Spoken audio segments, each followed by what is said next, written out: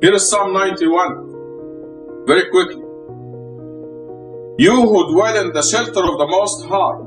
This means every believer, talking to you.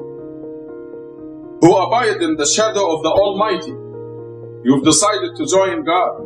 You abide in the shadow of the Almighty. Say to the Lord, my refuge and my fortress. This is what you say. You decide to tell God, my Lord, you're my refuge, you're my fortress. For he will rescue you from the snare of the fowler, from the destroying pestilence.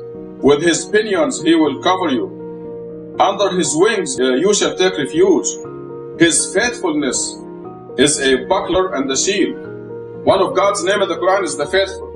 When you tell God, I'm going to join you, I'm going to be with you, I'm going to believe your word, God is faithful to you, and he will fulfill his part of the promise. You happen to have no power, and he has all power. You can do nothing for God, but he can do everything for you.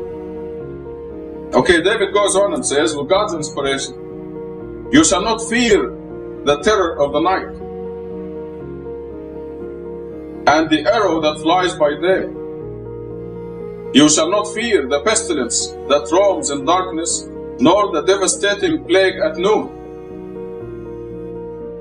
Though 1,000 fall at your side because of the AIDS disease. No, that's from me. It will not touch you. Though 1,000 fall at your side, 10,000 at your right side, near you it shall not come. This is what God is saying. These are God's words that he reveals through David.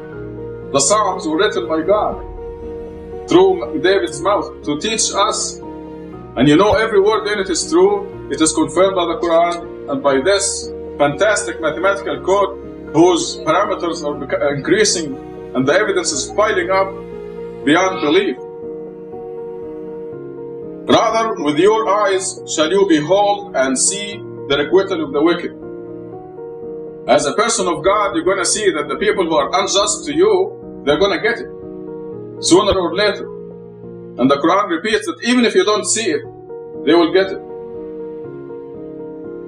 God will let you know.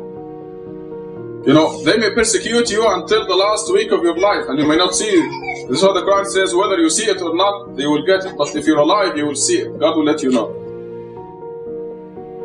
Because you have the Lord for your refuge, you have made the Most High your stronghold.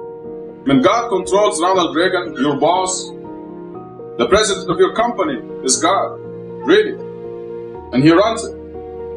When the president of the company gives you a raise, God is really the one who's. God manipulates the president of your company.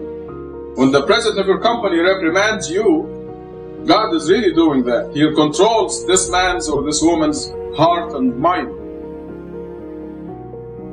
So because you have the Lord for your refuge, you have made the Most High your stronghold.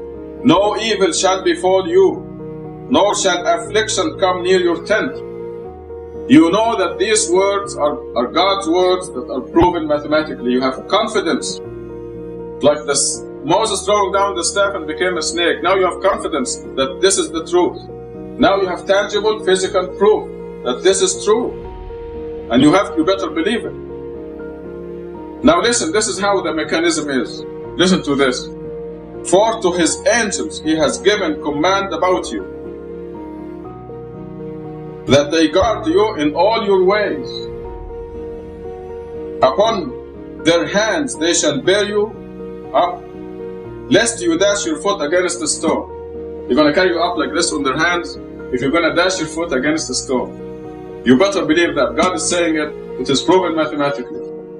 Lest you dash your foot against a stone. You're walking in the night, and there's a stone, you're going to hit it, you don't see it, and the angels will carry you, or will remove the stone. This is what God does. Everything in this world is done by angels. By God, but through his angels.